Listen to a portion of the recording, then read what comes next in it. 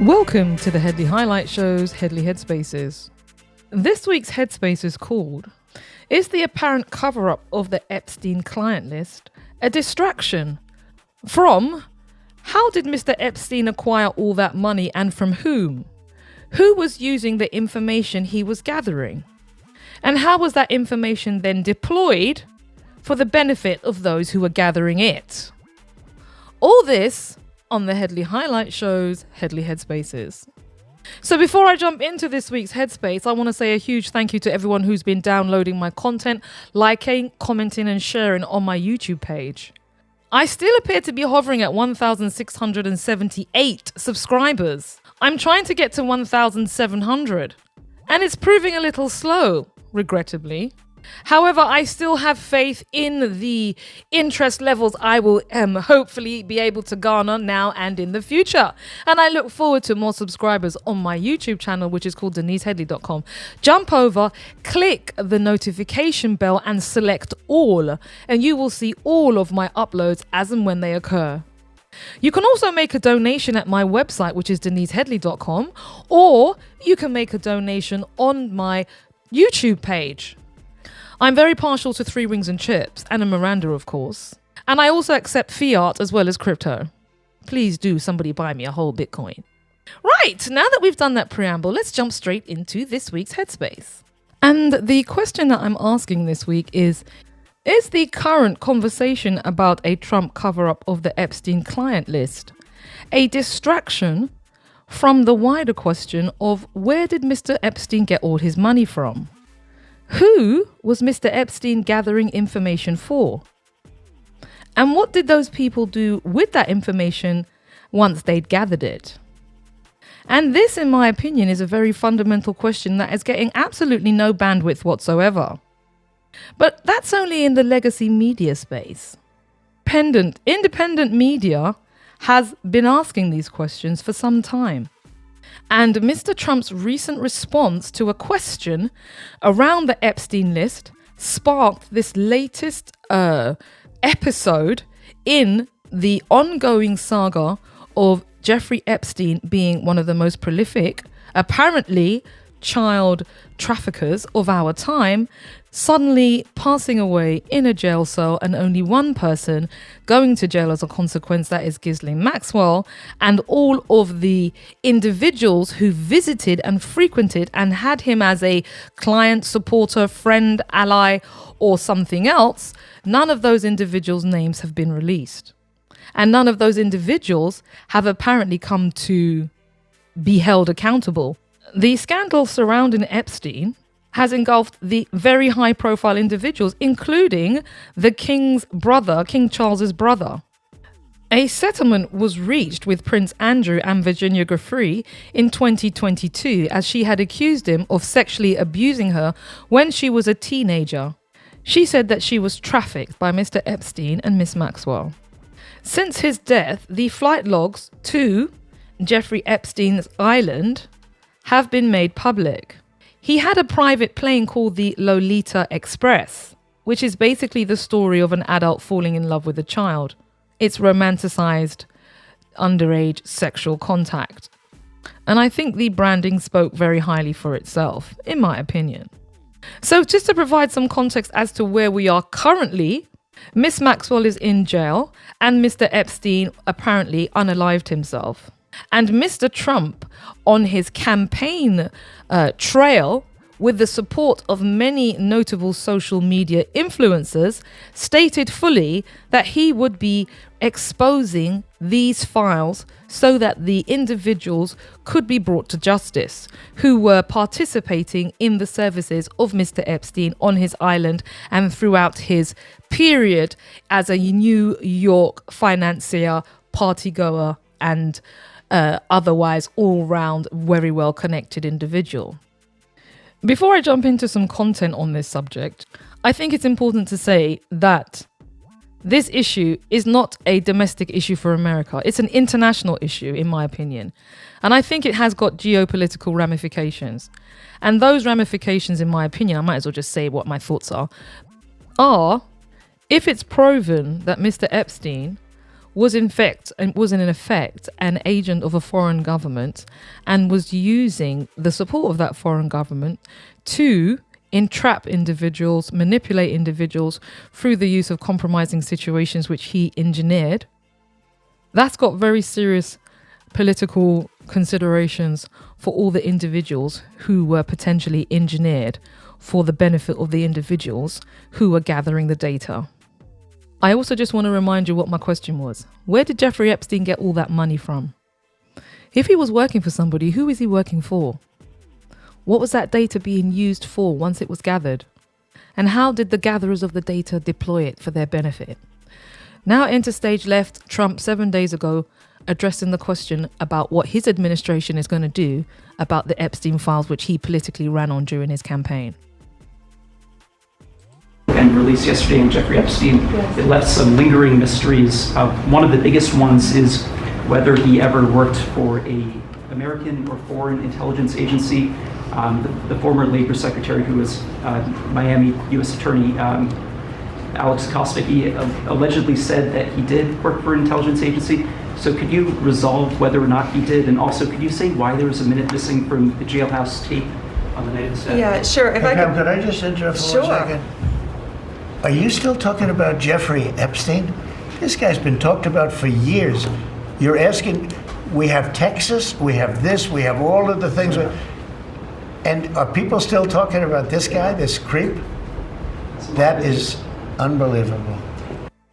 So basically, Trump's telling you nothing to see here. His Attorney General, Pam Bondi, effectively parroted the same tune. But the problem for Mr. Trump, and I think for both the Democratic and the Republican Party, is that this issue is not going away. Prominent commentators who were supporting Trump, let's not forget that him and Mr. Musk fell out, and Mr. Musk said one of the reasons this information wasn't being released is because Mr. Trump featured heavily in quite a lot of the content. I think he later withdrew that from X. Irrespective, many high-profile commentators are discussing this, and they're discussing it very heavily, and they're discussing the geopolitical implications of what it could potentially mean if Mr. Epstein effectively was a foreign agent on American soil being protected by a foreign government, effectively undermining American democracy by compromising those individuals who are coming up in business, who are, coming up in industry, working in certain areas of government. If this were to be the case, and I think this is the position that many people are beginning to believe, it's the creation of a whole heap of trouble for both parties, and especially Mr. Trump. So let me just share with you what Mr. Tucker Carlson said. And it's important that he's saying something that a lot of people have thought for a long time, but no one has dared to say. And don't forget what my question is. Where did Jeffrey Epstein get his money? What was he doing with all the information he was gathering? Don't forget he had cameras everywhere in every property. Who was he gathering the information for? And what were the gatherers of the data doing with that content? Mr. Tucker Carlson is addressing I think it's a think tank called Turning Point. And yes, he's very right wing, but also just listen to what he's saying. Just dispense with, if you've got any angst towards people like him, but just listen and try and listen without the bias. And I think the real answer is Jeffrey Epstein was working on behalf of intel services, probably not American. And we have every right to ask, on whose behalf was he working? How does a guy go from being a math teacher at the Dalton School in the late 70s with no college degree to having multiple airplanes, a private island, and the largest residential house in Manhattan? Where did all the money come from? And no one has ever gotten to the bottom of that because no one has ever tried. And moreover, it's extremely obvious to anyone who watches that this guy had direct connections to a foreign government. Now, no one's allowed to say that that foreign government is Israel because we have been somehow cowed into thinking that that's naughty. There is nothing wrong with saying that. There is nothing hateful about saying that.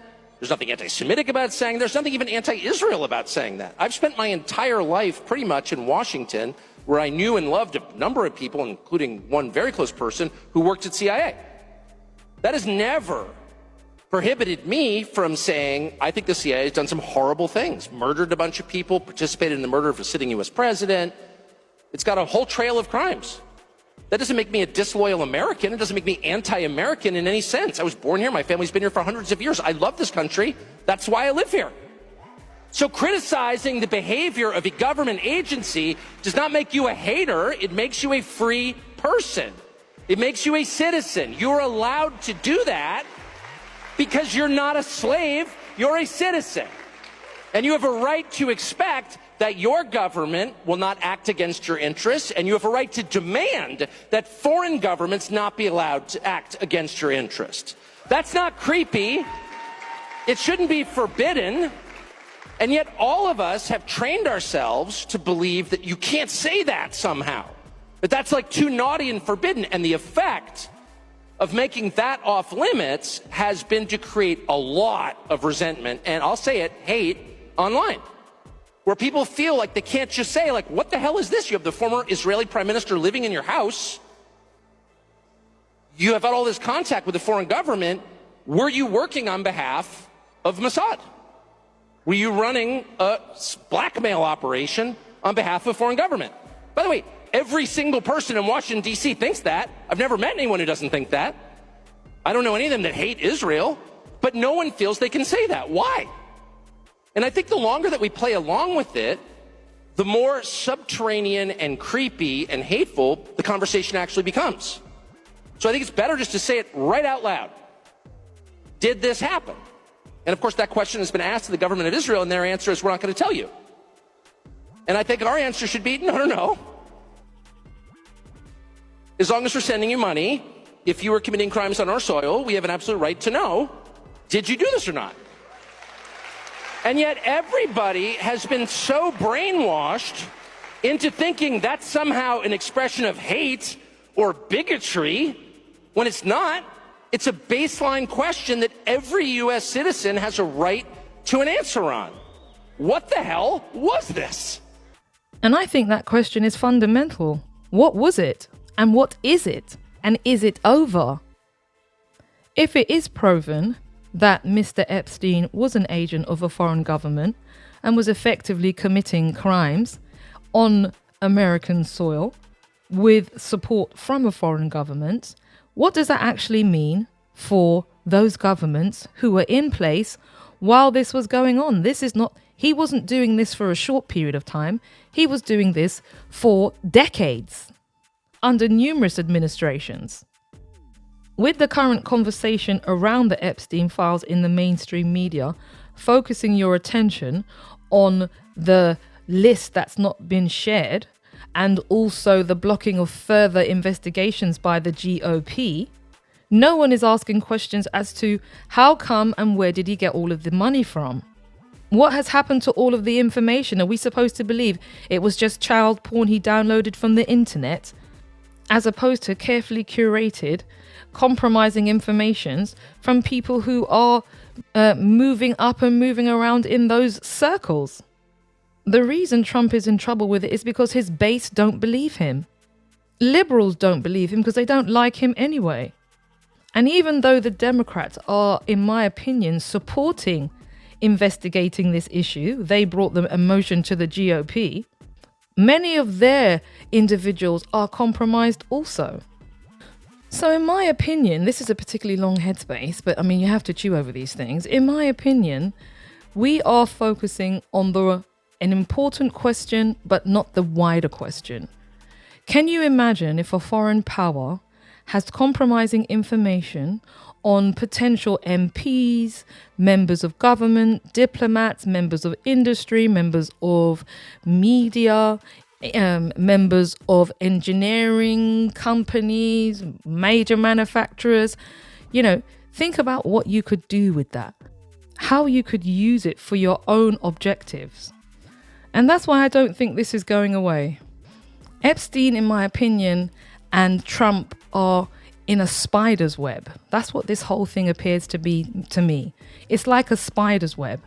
And it appears to involve intelligence agencies or foreign governments using some of the vilest types of behavior and criminality to manipulate individuals' circumstances to ensure outcomes they want to see reached.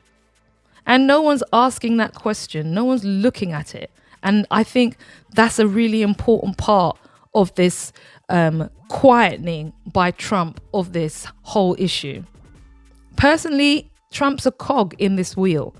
He's only got one term to serve.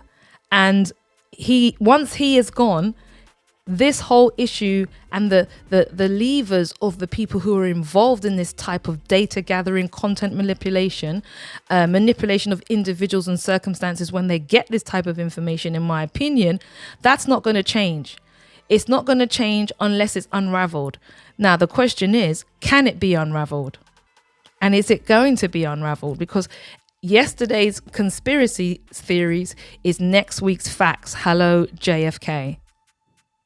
What do you think?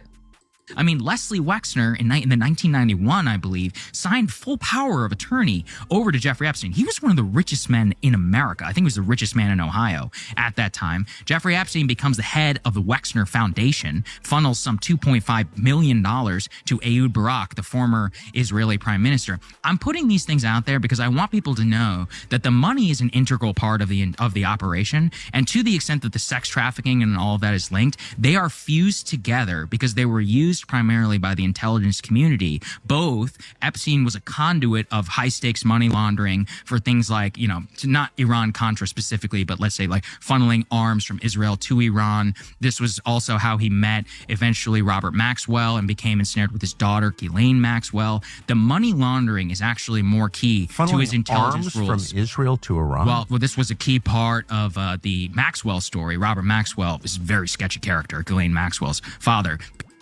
You've been listening to the Headley Highlight Show's Headspace. Give me your thoughts, jump up on the mic, make a comment, like, retweet and share, and definitely make a donation at DeniseHeadley.com and subscribe to my channel. And cut!